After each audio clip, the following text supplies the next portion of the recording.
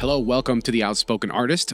I am here at Imaging 2024 with Cate Scaglione. How are you today? Hi, Giancarlo. How are you? I'm doing great. Doing great. Last day of the convention, so Yes. it's a little bit more calm. A little more calm. I'm ready to go home soon. So I think 3 days is plenty. it 3 was days. great, but I'm ready to go home. I don't know how you all do that one convention in Las Vegas. That is like a whole week. Yeah, yeah. And this year we're actually doing a workshop before the convention, so it's a little extra time Yeah, there. that's a lot of time in Vegas. Yeah. That's a lot of time. I feel like Vegas is one of those places more than 3 days, you're gonna die. So a whole week, I'm like bracing myself for it, but Tell me, what brings you to imaging? well, for several years, I've been a brand ambassador for Floricolor, which is an album company based in Portugal. So they bring me on the road with them just to talk about how much I love their products and talk about photography and my experience in the industry and things like that. And occasionally, I'm here at these conferences as a speaker and educator. Oh, tell me about your education. Well, I've been shooting boudoir exclusively for, I want to say about 13 years. So I say I'm the grandma of boudoir because I've been doing it for so long. But a lot of my education will center around boudoir client experience. And that's basically because most of my background has been in luxury brand experience. Okay. I also teach branding to photographers. So many of my talks are about that. And then a lot of people like to know about my natural light shooting style. So, how do I do that and do that for boudoir specifically? In regards to luxury, what kind of mindset does somebody looking to tap into that market? What would they have to do to become a luxury brand, let's say, photographer? That's a great question. It's the same question that everyone always asks me. They kind of think of luxury as this like remote thing, as something that is unattainable. Maybe I don't view myself. This is what a lot of people will tell me. I don't view myself as a luxury customer or a luxury person. I'm very simple. What they don't realize is that we all experience luxury like every day. Like literally every day, you're coming into contact of something that is of luxury. And that's what I try to do to help people look at other brands and see how that integrates in their life. Starbucks is a great example. We both have cups of coffee sitting here. Starbucks is an everyday luxury. You know, I tell my students to kind of look at different brands and how they're doing things and how they are enhancing people's lives and making them better. And luxury is usually about people's wants, not necessarily their needs. Do I need coffee every day? Yes. Do I need to go to Starbucks and buy my $7 coffee? Not really. It's my want. And so by tapping into what do people want, you're better able to create a luxury platform for your business. Um, I would also say that luxury is not a one size fits all thing. Like, we don't all have to be Louis Vuitton. For some people, you could look at brands like Free People, where it's very bohemian and lifestyle oriented and things like that. For other people, it's Chanel and they want to be that Chanel brand. And there's a whole spectrum of brands in between.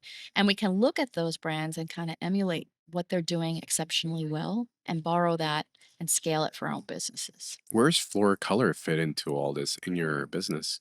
That's a good question too. I have tried all of the album companies all over, and across the industry over the years. Obviously, been doing it a long time. So, at one point in the beginning, I knew I wanted to offer a luxury boudoir experience. So, I wanted everything to be the best of the best. I wanted them to feel like they were getting a vacation when they came to me, like a luxurious vacation day. And so, in the beginning, I said, well, I have to have Italian albums because there was something, not just because I'm a Scaglione. Um, but the idea of Italy kind of being this dreamy, beautiful place. So I wanted the albums to come there from there and integrate into that whole idea. A friend of mine was working at Floricolor at the time, and she said, "Do me a favor and just order a sample." They're in Portugal. I said, "I'm happy with my whole Italian mystique." And she said, "Order a sample and tell me what you think." So I did. And the quality was so um, incredible, maybe better than what I was doing, but the price point for me was so much lower. It cost me so much less that all my profit margins went up. So here I am able to offer this incredible product to people that looks so expensive and luxurious, and it was costing me a fraction of what I was paying. So that kind of got me hooked on them, and I've been with them ever since. And you know, the ability for me to customize products for my clients, I basically tell them, "Let's dream up your album. Let's make it like we're creating a designer handbag. What would you like it to look like?" And they're like, "Oh my gosh." I say, "What color's your bedroom, or what inspires you?" And so we actually collaborate, client and myself, to create something together. And the album itself is a work of art. And because Floricolor has this huge line of different things, I can basically make anything. I had a bride getting married in the middle of the woods. It was like this really bohemian wedding. I said, "Let's create a wood album. We'll carve your wedding logo into it." Um, yeah, it just allows me to create a customized experience. And I think that's a big part of luxury is customization. Can you tell me a time when you presented the reveal of the album and the customer sees it and you get that wow factor? Can you tell me a time, Yeah. a story of one of those? So, I make the photo shoot itself very enjoyable for the clients. And they love it. And a lot of times they don't want to leave the studio. Like, I got to get out of here and go on with my day, but they don't want to leave. But I tell them, you're going to come back for our in person viewing to see the photos. And that is going to be as fun, if not more fun to see, because when you see yourself, I typically will show them on I have a big flat screen TV, and they'll see them large in front of them. Um, that moment is so emotional for them. So when they see those images for the first time, and I show them straight out of camera intentionally as raw images, because I want them to see how good they look straight out of camera. It's a confidence booster. They're like, "Are you sure there's no Photoshop on this? Do I really look like this?" And I say, "Yeah, you do. This is what you look I like." just took it. I said, "These aren't even real files that you can work with yet. These are raw files." And I do that intentionally as part of the experience because I'm trying to build up that emotional confidence, a part of the whole experience and journey for them. So that's part of it. So that's a big part of it. And normally when they see those images, they're just so shocked that that's what they look like, because the perceptions that we all have in our head are sometimes tainted and it's not reality. The third phase of that is when they get the album, and I tell them in the in-person reveal, in that we call it in-person sales session. Um I say, you think it looks good now.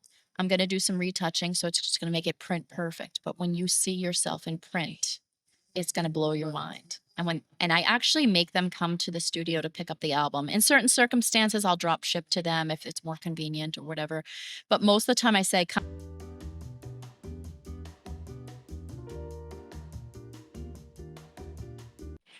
Battery died on the audio recorder. So we're back. You were telling me about the third phase of when sometimes you might ship it, but in reality, you want them to come to the studio. I do. I want them to come to the studio so I can make an experience out of the album pickup itself. I want to see their face when they open that album. Because the first time that people see themselves in print, oftentimes I will get tears, or they're just so overjoyed and so excited. I don't get to see that when I ship. Even if I ask them for a video, it's not that authentic moment. I want it to be an experience for them too. So I wrap it up really beautiful, really special. Part of my luxury teaching is like I like to touch all five senses of person in the experience. So I make sure that everything smells a certain way. I make sure it looks a certain way. And then coming to the studio, which is in a beautiful location by the beach, um, that's part of the experience too. And I say, if you have the time, and I make the time, like I will go to the studio on a weekend if that's all that works for them, or at night. Um, it's part of that whole luxury experience of adapting to their lifestyle and doing what works for them. But again, that emotional experience of opening the album for the first time, it takes their breath away. It's very, very powerful when they first see it in print. I believe it. And I'm sure a lot of people have doubts or um, reservations about doing a boudoir session when they eventually do that. What does that experience look like with you? Well, for me, I recognize that there's a lot of barriers, especially for women. I do have some male clients, but especially for women, there's a lot of barriers getting to the session. So they're thinking about Um, Usually it's insecurities about the body, it's insecurities about weight, it's insecurities about, I don't think I have the confidence to do this. Um, the other thing is investment. I don't deserve to be spending this money on myself. Some women in New Jersey, we do like to spend money on ourselves. It's a cultural thing. But I try to overcome those barriers before they're even getting to the session. So I use social media to talk about these things. Like, um, don't wait to lose the 10 pounds. That's the famous conversation we have because it's never going to happen. I've been trying to lose the same 10 pounds for probably 5 years now. And life passes you by in that time. Situations change, your body changes, your health changes. There's all of these things. And it's really about like living in your moments and to stop focusing so much on your imperfections and start thinking about what are the things that you love about yourself and how can we bring those to the forefront. So I talk a lot about this in social media. I talk a lot about it when I'm teaching other boudoir photographers. Um, I have it very conversationally, and a lot of my clients are my best evangelists. Really, like I don't pay for advertising and things like that, like a lot of other photographers do. Most of my work is coming from referrals. And that's how I know I'm doing a good job with the experience. It's the whole emotional connection to what I'm doing that they'll share with their friends. And that is the most valuable marketing. So they won't tell their friends, like, oh my gosh, this album I got, it's so sick, it's so amazing. They're like, you don't know how great she's going to make you feel. You don't know how confident you're going to feel after this session. You don't know they tell me, I wish I could just have you in my life every day just to when I wake up in the morning to give me this, you're the ultimate hype girl. And um it's very authentic because I'm looking for the unique beauty in every single person and I just bring that home, the entire session. I'm like, "Oh my god, you're gonna go on my booty hall of fame on the wall." I don't actually have one, but we laugh.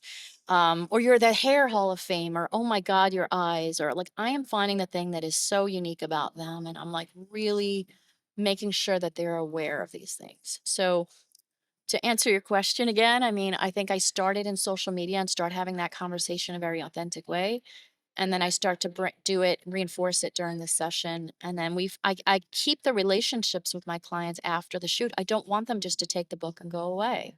I want this to be I don't want to be best friends with everybody. I don't need that, but I want to maintain the relationship. Um, and a lot of them come back. I've had clients come back and do boudoir with me 4 or 5 times, Oh, flying in from other states. But more importantly, is spreading the word to their friends so that other people can experience this same thing, and, um, I would say that's kinda how I do that. Does that answer it that? Yeah. does. It really does. I'm really curious about a time where that inner beauty that they see from your sessions, is there one that sticks out or that you can tell me that truly changed a person when when you showed them the image from your camera, that Yeah. you saw that instant transformation? Do you have? God, I feel like I'm gonna get emotional talking about it. I'm on camera. Okay. So, years ago, I wanna say it was 2015. I had a client contact me wanting to do the session, and she was a big girl. We normalize the word fat in our boudoir culture.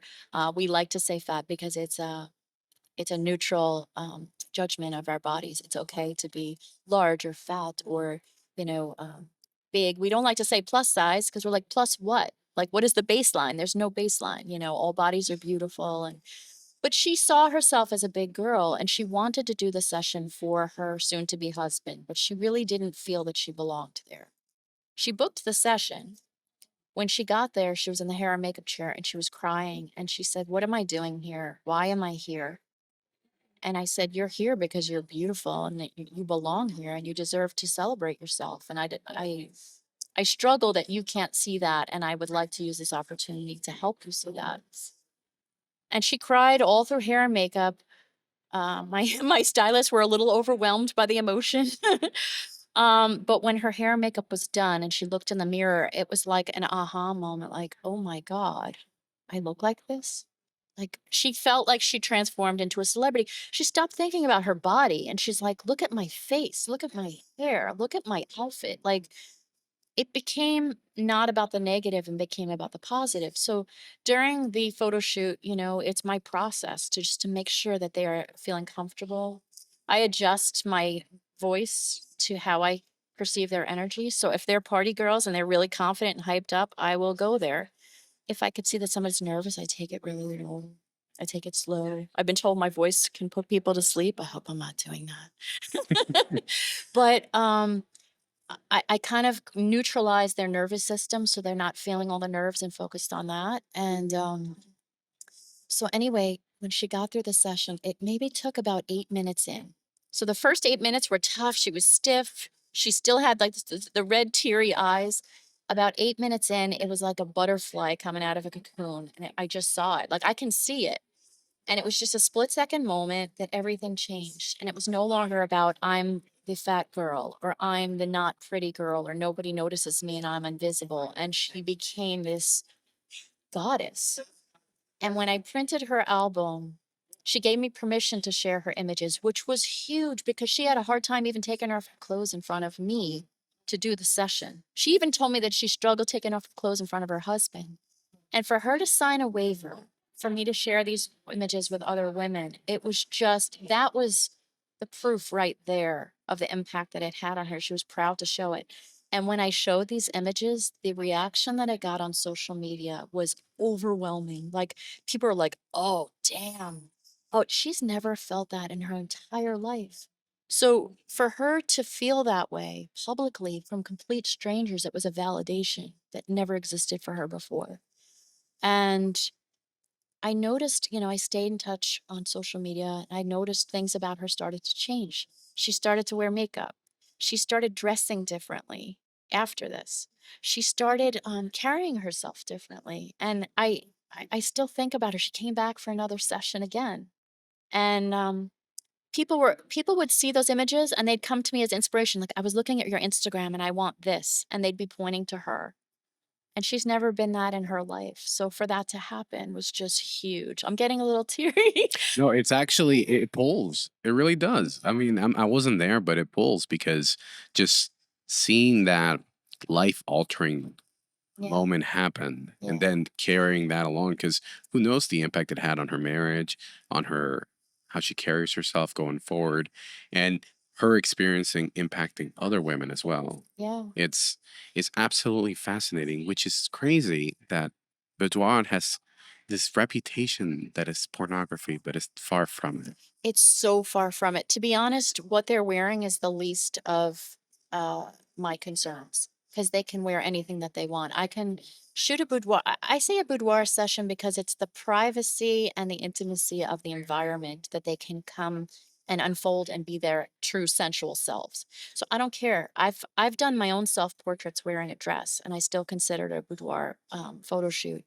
They could be naked in the sheets. It makes no difference what they're wearing. It's about what we're doing, and it's about, I would say, bringing their feminine energy to the forefront, bringing sensuality to the forefront. And for some people, it's the first time they're ever doing that. You know, I've had husbands write to me, send me an email, and say, "Thank you so much for what you've done for my wife. She's never seen herself as beautiful, and I've noticed such a change." And, in some cases, it affects their sex life in a positive way, and or their relationship in a positive way. So yeah, it's powerful what we do, and it's not pornography. And I hate the idea that, you know, um, sometimes big conferences and stuff, they'll kind of shut boudoir out a little bit because they have a perception of what it is. But unless you're on the other side of it or you've done a session yourself, you don't actually know how powerful it is for women. How have you seen Boudoir change in the last, let's say, decade? Um, well, I was one of, I would say, we joke that I'm like the grandma of boudoir.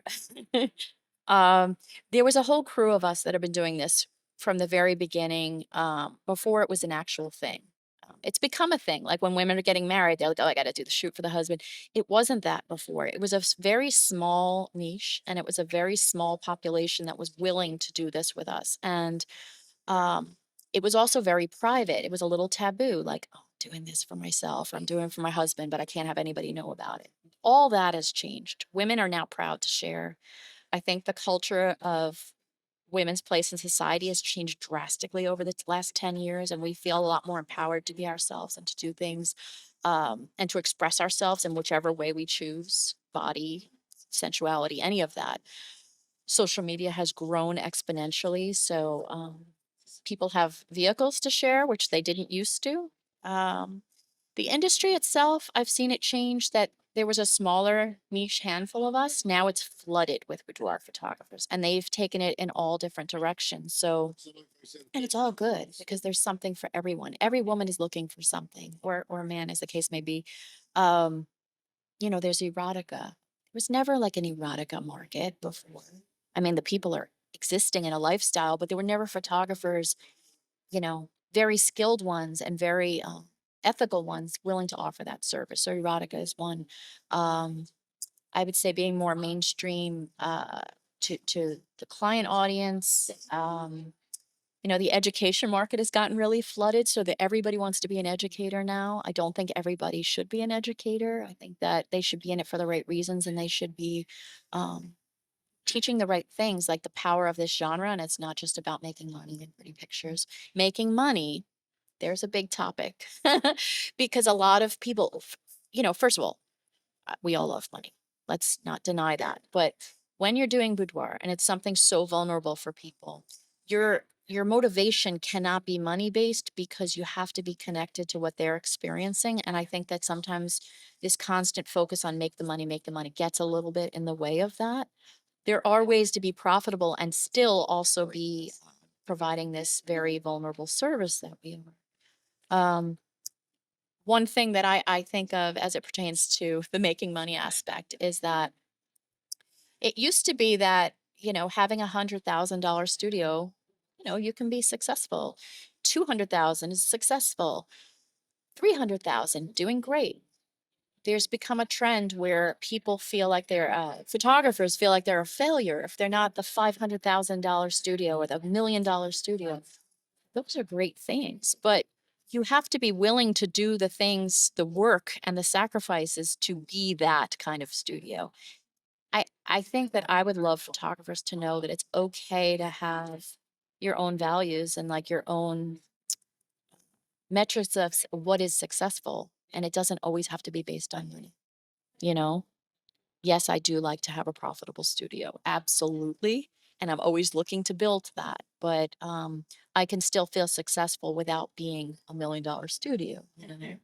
Um, and I tell people don't use other photographers as your litmus, you have to look within and define your own, ideals for success. With boudoir having such a potential impact on someone, you could easily make someone's day, life, or ruin it. Mhm, Someone starting out and wanting to be in this genre, what mhm. are some good first steps to do to be able to do this the right way? Oh, I'm excited you asked that. I'm teaching boudoir for beginners at WBPI this year. And one of the things that I would really like to stress to beginners is to really understand what your motivation is to photograph this niche. Um, to really understand the power of what you're doing and the power, how vulnerable people are when they're bringing themselves to you so that you can operate in a way that's going to be life changing for them and um, a positive experience for them. Um, I think it all starts with yourself and examining your own motivations. I've known photographers who, well, like, I want to be in it for the money. It looks like the most profitable thing. That's a wrong starting point, in my opinion. I've known male boudoir photographers who are like, that looks cool. I think photograph hot chicks. Can I be your light stand? Is one we'll hear a lot.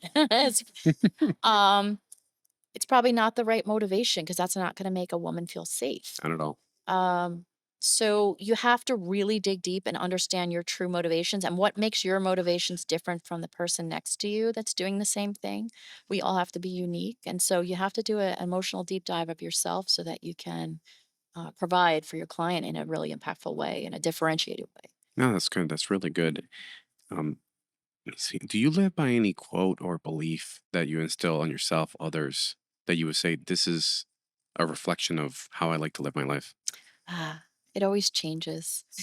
What's the current one? um, I attended a uh, I attended a talk from a motivational speaker. She does a lot of things about money mindset. And I was just talking about money, but she's more than just about like piling up the money. It's more about understanding what your blocks are to success. And so one thing she said as a mantra, and she made us all repeat it in the audience, was her name is Denise Duffield Thomas, by the way. She's an author. But she said, "The time is now, so why not me?" And that applies to me. Like the time is now, the opportunity is always there. But why not me? Why can't I just go and seize it? I'm totally capable of seizing the opportunity of anything. I just have to decide I'm going to do it. But it also applies to my clients. Like the time is now, so why not me? Why are you not worthy to do this? Of course you are. It doesn't matter what you look like. It doesn't matter what's going on in your life. Like you are worthy of that. And so that mantra really hit me hard when I heard it. And I keep repeating it to myself every day because I feel like it's going to be a driver for my own success. And it's going to be a driver for my clients as well. I'd like it to be a driver for my children, you know. Um, formerly my mantra has always been, I like a chill approach to life and you know, not let things bury you and stress you and, you know, destroy you if things get really hard. I used to always say everything is temporary. Now that can go both good and bad. So, um, everything is temporary. Success is temporary. If you don't be consistent, that's going to drop. If you're having tough times, everything's temporary. This is going to pass too. You know, when my children are going through stuff and they're stressing out about like little things. It's big in their world, but it's little things in the big scheme of things. It's like, honey, everything is temporary. And I tell clients that too when they're going through stuff or they gain weight or relationship problems. It applies to everything. So those are my two big ones, I would say. Oh, those are great. I asked a fellow friend of yours, Sean Black, Yeah. about a certain fun event that happened in Vegas regarding a Taco Bell and a Burger King. Okay, can we get your side of the story of what happened? Sean, first of all, Sean and I met through the Boudoir Association International Boudoir Photographers. So I was one of the founding members. This was before he owned the organization. So that's how we met 10 years ago, more than 10 years ago. Um, so my brother, my biological brother is also named Sean, and they have like almost an identical sense of humor. So I always feel like I'm on the road with my brother, Sean.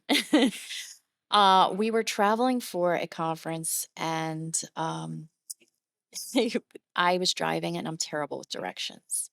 Somebody told me it's my Irish heritage. Or Irish. We don't know how to drive because the streets have no name. I don't know.